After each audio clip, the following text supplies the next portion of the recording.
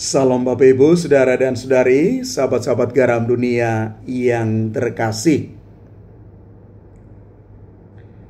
Injil Markus bab 4 ayat 35 sampai dengan 41 yang menjadi sumber permenungan kita hari ini merupakan bagian dari kisah Yesus yang sedang dalam perjalanan melintasi Danau Galilea bersama dengan para muridnya. Kisah ini terjadi setelah Yesus menyampaikan perumpamaan tentang kerajaan Allah yang bisa dibaca dalam Injil Markus bab 4 ayat 1 sampai dengan 34. Dari Injil Markus hari ini, kisah yang kita baca dan renungkan ini dapat dibagi menjadi beberapa bagian.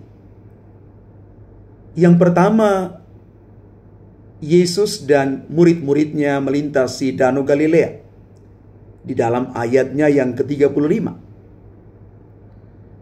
Selanjutnya, ada badai besar datang dan menjadikan murid-murid Yesus sangat ketakutan. Di dalam ayat ke-37. Lalu Yesus memerintahkan badai untuk berhenti di bagian ketiga pada ayat ke-39 dan selanjutnya pada bagian terakhir, bagian keempat. Murid-murid Yesus takut dan mereka bertanya tentang identitas Yesus di dalam ayat 40 sampai dengan 41. Bapak Ibu Saudara-saudari yang terkasih, kisah Injil yang kita baca hari ini dan renungkan menunjukkan bahwa Yesus itu memiliki kuasa atas alam semesta. Dia dapat memerintahkan badai untuk berhenti, yang menunjukkan bahwa Yesus sungguh-sungguh adalah penguasa alam. Murid-murid Yesus sangat takut ketika badai besar itu datang menimpa mereka. Sebagai manusia, sangat manusiawi bahwa mereka mengalami itu. Ketakutan yang luar biasa. Namun ketakutan mereka berubah menjadi kekaguman ketika Yesus memerintahkan badai itu untuk berhenti. Dari sini murid-murid Yesus bertanya tentang identitas Yesus setelah dia memerintahkan badai itu untuk berhenti. Pertanyaan ini menunjukkan bahwa mereka, para murid, mulai memahami bahwa Yesus bukan hanya seorang nabi atau guru biasa, tetapi juga memiliki kuasa yang lebih besar daripada itu. Dia sungguh-sungguh Tuhan dan Allah. Bapak Ibu Saudara-saudari umat Tuhan yang terkasih, dari kisah Injil hari ini, kita mau belajar yang pertama. Kita siap mengakui bahwa Yesus punya kuasa atas alam semesta ini dan atas seluruh hidup kita. Hidup dan mati kita ada di tangan Tuhan. Ada di dalam kuasa Yesus.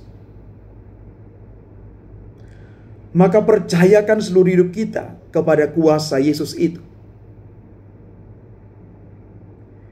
Kita juga diajak untuk mengatasi ketakutan kita, kecemasan, keraguan-raguan kita dengan mengingat bahwa Yesus itu selalu ada di samping kita dan memiliki kuasa untuk membantu kita di dalam setiap persoalan hidup apapun juga. Atasilah ketakutan, kecemasan, kebimbangan, keraguan dengan datang kepada Yesus. Jangan tinggalkan Yesus di dalam saat-saat di mana kita berada di titik hidup yang paling rendah. Minta kepada Yesus kekuatan untuk bisa melewati semuanya itu. Dan pada akhirnya kita perlu juga terus mencari dan menemukan identitas Yesus dan memahami bahwa Dia sungguh-sungguh adalah penguasa alam semesta dan juru selamat kita. Identitas Yesus menjadikan kita juga sebagai orang-orang pilihan Tuhan yang memiliki identitas itu.